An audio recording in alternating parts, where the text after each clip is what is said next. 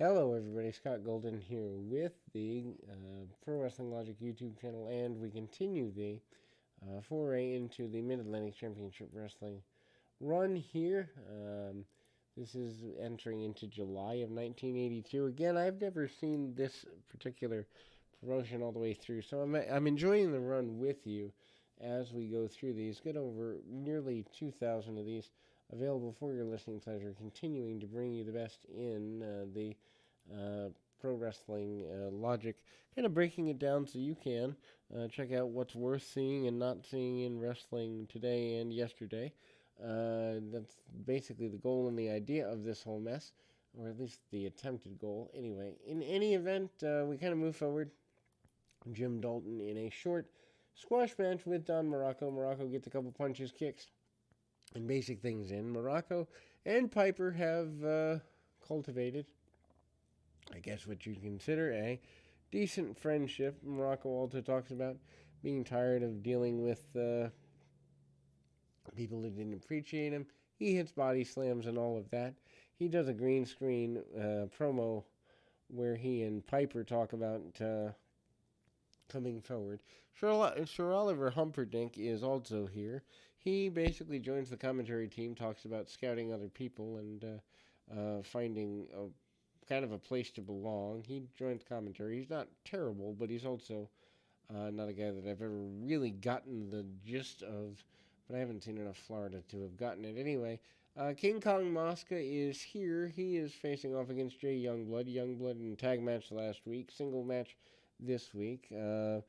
Obviously, the difference in style, the power of Mosca, the wrestling skill and suddenness of Youngblood.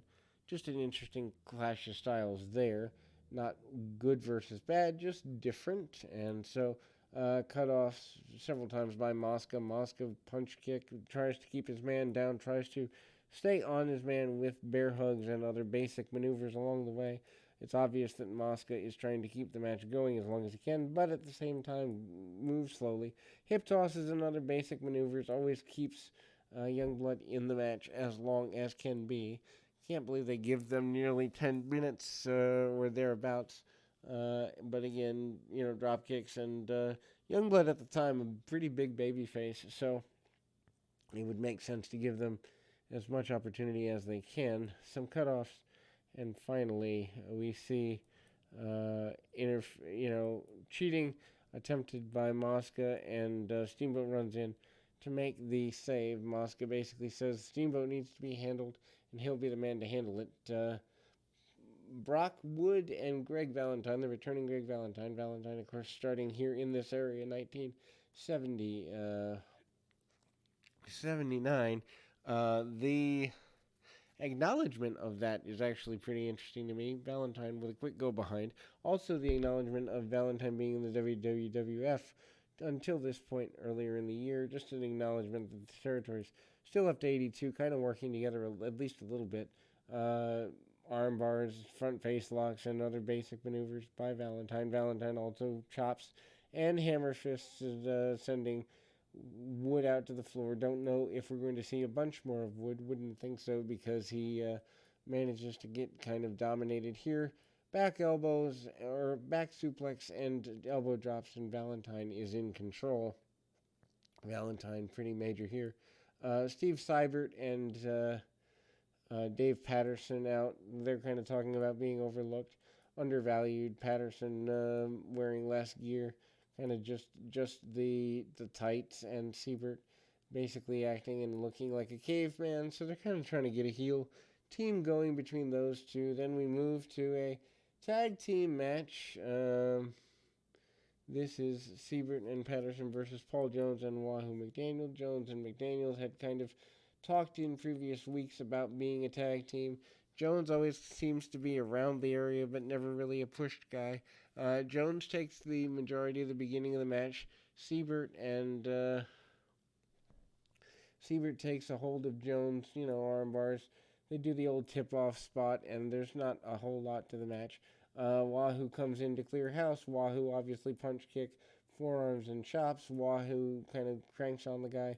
Interesting that when Wahoo's in a push position, he seems to be more active, whereas when he's kind of just in enhancement matches, he tends to let, especially in tag matches, he tends to let his opponent or his tag team partner do the majority of the work, or at least a good bit of it. Piper again aligning with Muraco, also aligning with Valentine. Just weird that less than, a year and a half later, you'd see a big run there. Slaughter taking the U.S. Championship back from Wahoo in previous months, and there's even an acknowledgement between the three main heels, Valentine, Slaughter, and Piper, kind of forming a loose alliance here. People had friends back then. Then another enhancement match, this time Jimmy Palmer against Roddy Piper. Piper, of course, your former Mid-Atlantic champion, kind of wanting to continue to be in a major role here. Piper roughing the kid up, punch kick, basic stuff. You're not going to see a lot out of Piper here. Wearing the plaid pants and kind of taking his man down, rubbing his face into the mat, arm bars, leg locks, and basic stuff. Piper trying to rough the kid up, and pretty aggressive. Piper also hits a back suplex and is in control of the majority of the match before his victory. Bill White basically says that everybody needs to be afraid, including Ricky Steamboat. White looks to be almost getting a push as he's given some interview time. Kind of interesting there. Then we see Ricky Steamboat is going to be part of the next in series of matches here.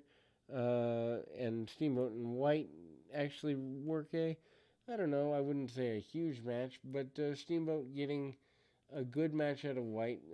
Both men tie up. White uses his power, forearms, and other such. Steamboat always goes back to the leg locks, but anytime there's power to be had, it's White that does it. Knees and elbows, basic stuff. Steamboat goes to the outside, or is sent to the outside by White. Steamboat always goes back to working on the arm. Steamboat, when he's locked up with pretty aggressive in his return of the lockup, Steamboat does manage to get a victory. We see Wahoo McDaniel and Youngblood specifically, in complete headdress regalia, trying to get some degree of respect, also kind of acknowledging the nature of the Native American heritage and the respect factor, and how guys like Piper, Valentine, and Muraco have no respect. Of course, the Muraco and Wahoo thing still continuing a little bit. Steamboat says he's there to support his friends, and he is friends with guys like Jack Briscoe out of true friendship, unlike Piper, who has no real friends. We close the program on that note. We'll be back with more right after this.